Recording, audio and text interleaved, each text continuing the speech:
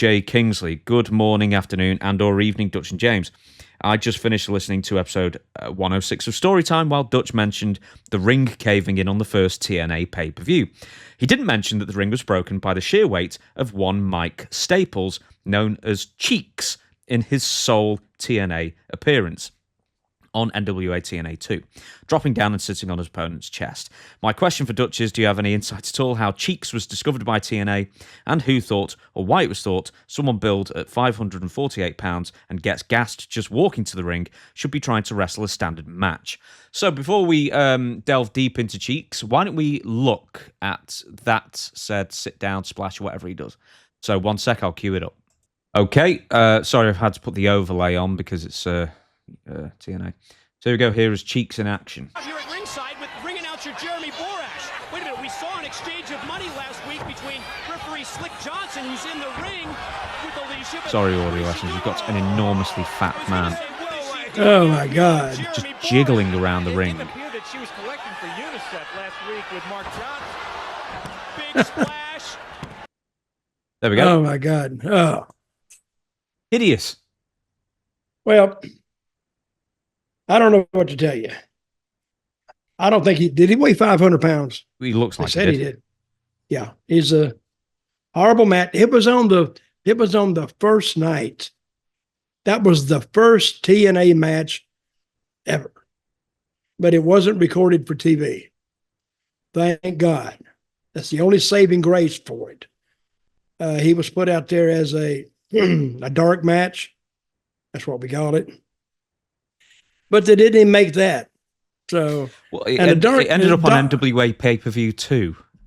It did? It actually made it onto the pay-per-view, on the weekly pay-per-views, yeah. It made what they usually do, it's usually a dark match. They're checking all the systems. They're checking the camera, they're checking the lights, they're checking the microphones, they're checking the crowd noise, they're checking everything during this match. It's a check match. So that's why it didn't make the pay-per-view, but it didn't make, what was it, Rolling Thunder 2 or 1 or? Well, this guy was CHEEX. CHEEX. And CHEEX.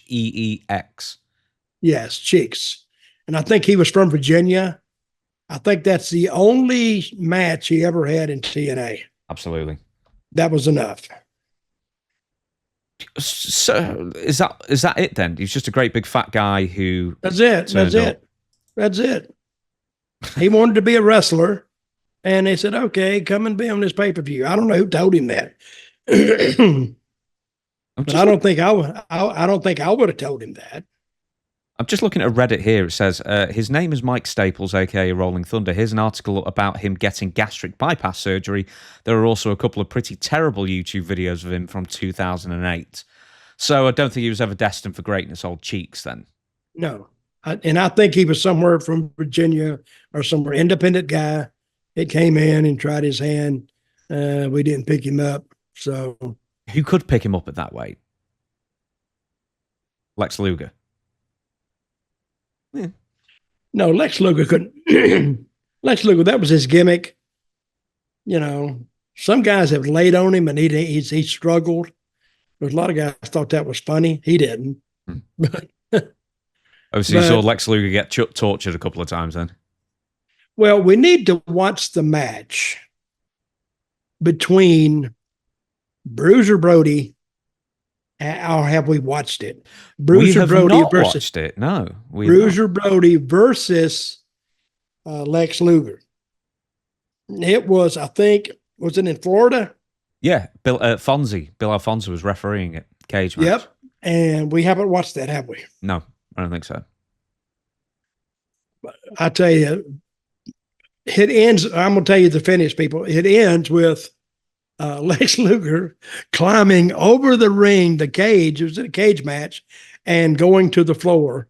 And I don't even know what the rules were, but the match only went like 5 or 6 minutes. But Brody didn't work with him at all. Well, and threatened. I guess Luger felt the damn Brody was going to beat the crap out of him. I guess, I don't know. Well, it's probably what is it? The better valor, something discretion. Yeah, that's it. Yes, that's it.